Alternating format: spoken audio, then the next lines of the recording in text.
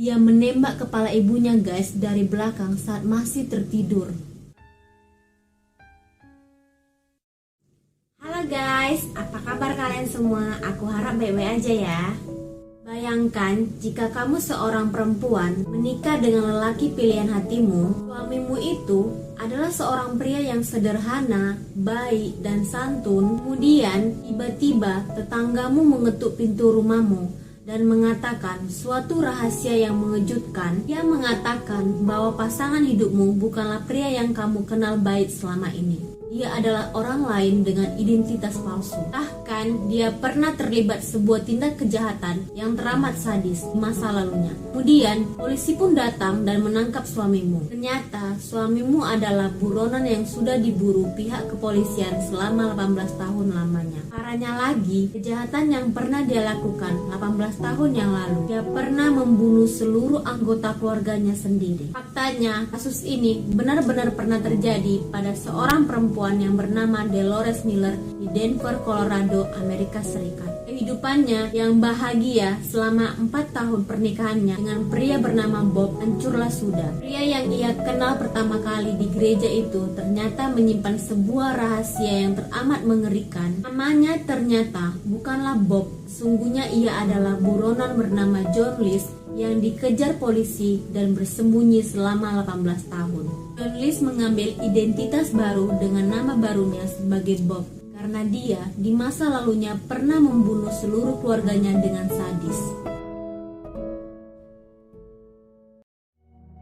Nah, kali ini aku membawakan misteri pembunuhan yang dilakukan oleh seorang ayah yang tega membunuh ibu kandungnya, istrinya, dan ketiga anaknya. Ia adalah seorang pegawai yang menjabat sebagai akuntan sebuah bank di Amerika. Ia tinggal di sebuah rumah mewah dan memiliki 19 kamar. Tapi entah kenapa, meskipun dia memiliki istri yang cantik, anak yang sempurna, orang tua yang baik, namun justru dia melenyapkan keluarganya sendiri. John List lahir pada tanggal 17 September 1925 di Bay City, Michigan, Amerika. Ayahnya bernama John Frederick List dan ibunya bernama Alma List. John List lahir dari keluarga imigran Jerman. Sejak kecil ia dikenal sebagai penganut Kristen yang taat. John List menjalani hidupnya dengan biasa-biasa saja. Setelah remaja, dia bergabung dengan Angkatan Darat Amerika Serikat pada tahun 1943 dan menjabat sebagai teknisi laboratorium selama Perang Dunia Kedua berlangsung.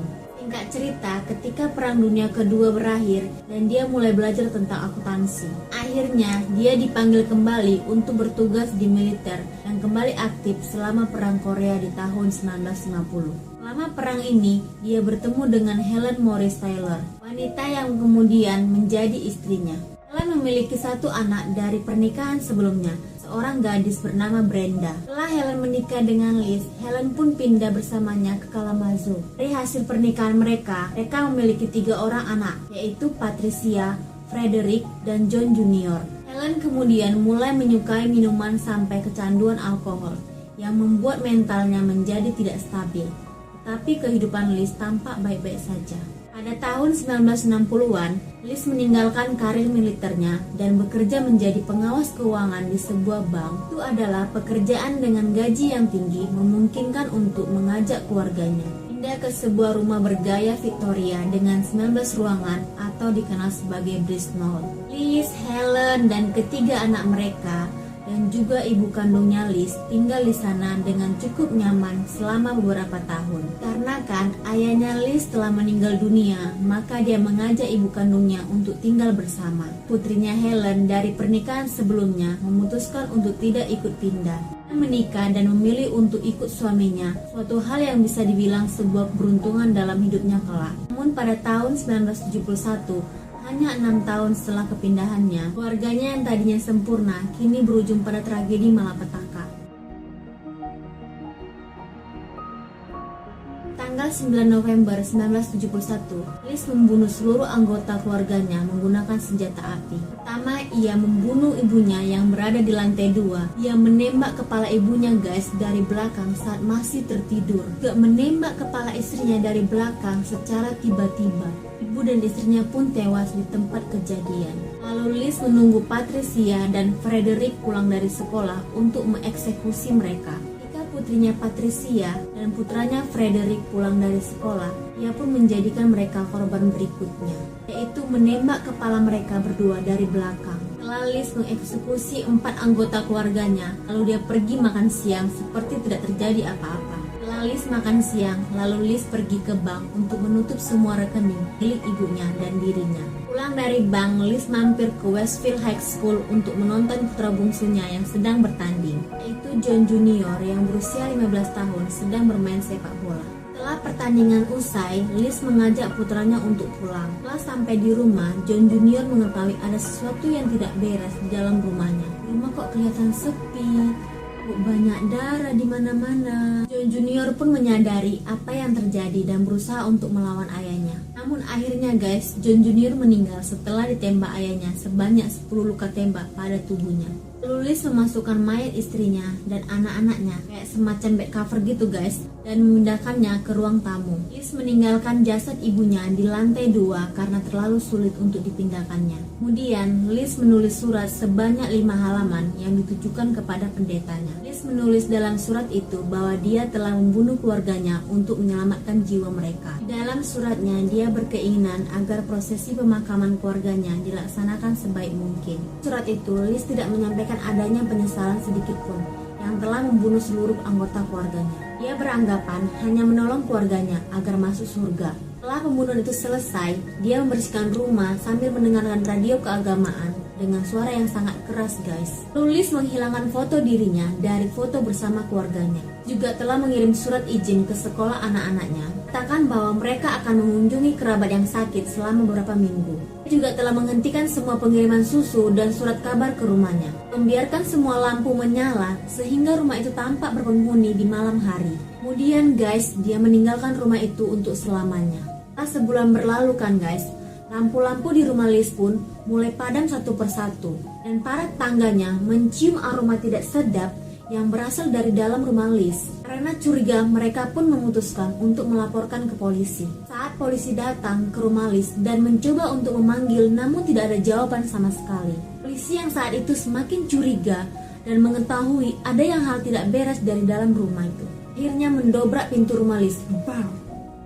Mereka masuk ke dalam rumah, kondisi dalam rumah yang mereka temukan sangat menakutkan. Si itu menemukan 4 mayat yang tertata rapi di lantai dan 1 mayat berada di lantai 2. Bau mayat yang membusuk menyebar ke seluruh ruangan. Si religi masih menyala dengan suara yang sangat keras sampai terdengar ke lantai atas. Dan tanpa adanya mayat John Liz di rumah itu. Jadi semuanya telah menjadi jelas bahwa Liz adalah pelakunya. Maka polisi menetapkan John Liz sebagai tersangka atas pembunuhan keluarga ini. Tetapi perburuan besar-besaran dilakukan di seluruh Amerika tidak membuahkan hasil sama sekali. Karena tidak adanya foto John Liz di dalam rumah, buat para polisi kesulitan untuk membuat poster buronan untuk gambar wajah John Liz. Kabarnya mobil keluarga John Liz ditemukan terparkir di Bandara John F. Kennedy di kota New York. Tapi tampaknya Liz tidak melakukan penerbangan, melainkan dia hanya memarkirkan mobilnya di sana sebagai jebakan untuk polisi. Perkirakan setelah meninggalkan mobilnya di Bandara JFK, Liz naik kereta api dari New Jersey ke Michigan dan kemudian ke Colorado. Kan John Liz tidak dapat ditemukan sampai 18 tahun. Dia menetap di Denver pada tahun 1972 dan mengganti identitasnya dengan nama Robert Peter Clark, nama yang dia pinjam dari salah satu temannya sekelasnya di kampus dulu. Dia melakukan berbagai pekerjaan termasuk menjadi akuntan dan menjadi mandor di sebuah produsen kotak kertas. Dia juga bergabung dengan jemaat Lutheran dan menjadi anggota gereja. Melalui acara gereja, dia bertemu dengan Dolores Miller yang dinikahinya pada tahun 1985. Kemudian pasangan itu pindah ke Virginia. Pada Mei tahun 1999, tepat 18 tahun kemudian, kasus misterius yang menimpa John Liz kala itu dianggap sebagai kasus beku atau cold case. Cold case adalah sebutan bagi kasus lawas yang tak terpecahkan. Tayangkan di sebuah acara televisi bernama America Most Wanted. Segmen serial dokumenter tersebut menayangkan sebuah patung buatan artis seniman bernama Frank Bender. Frank bukanlah pematung biasa, ia juga adalah ahli forensik. Ia memperkirakan bagaimana wajah John Liz akan terlihat setelah 18 tahun kemudian. Seorang penonton acara America Most Wanted mengenali wajah itu. Anehnya, wajah di patung itu amat mirip dengan pria tetangganya bernama Bob Clark yang kini tinggal di Denver, Colorado, ratusan kilometer jauhnya dari New Jersey di mana John List terakhir menghilang. Jadi guys, si penonton yang tidak diketahui namanya tersebut secara spontan menghubungi pihak kepolisian dan menceritakan bahwa tetangganya yang bernama Bob sangat mirip dengan patung buatan Frank yang ada di acara America Most Wanted. Singkat cerita, setelah polisi mendapat laporan tersebut, dengan segera polisi mendatangi rumahnya lalu menggerebek rumahnya Bob. Polisi memastikan bahwa Bob adalah nama samaran.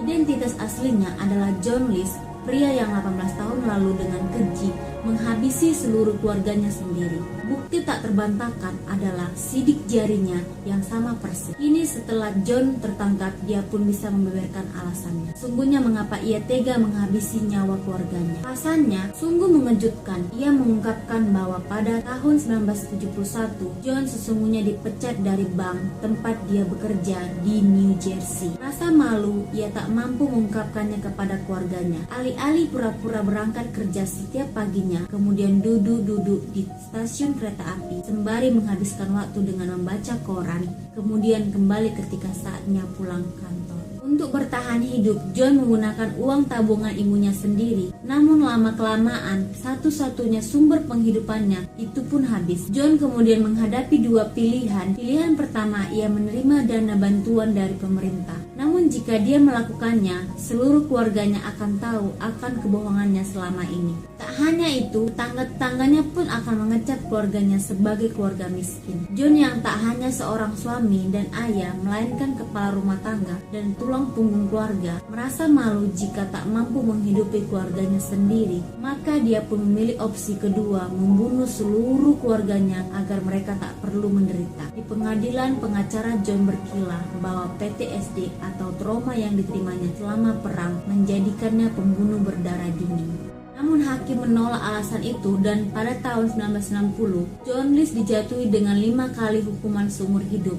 sesuai dengan jumlah nyawa yang dia cabut. Namun keadilan rupanya datang lebih cepat. Pada tahun 2008, karena usia tua, John akhirnya meninggal dunia di dalam penjara karena gangguan sistem pernapasan. Keadilan kini tak hanya datang bagi mendiang keluarga John, namun juga istri barunya yang selama bertahun-tahun hidup dalam kebohongan dan tak pernah tahu bahwa pria yang dinikahinya selama ini adalah pembunuh berdarah dingin. Ada sesuatu yang aneh untuk akhir cerita yang mengerikan ini. Brisnol, rumah besar tempat List membunuh keluarganya, terbakar kurang dari setahun setelah peristiwa pembunuhan itu.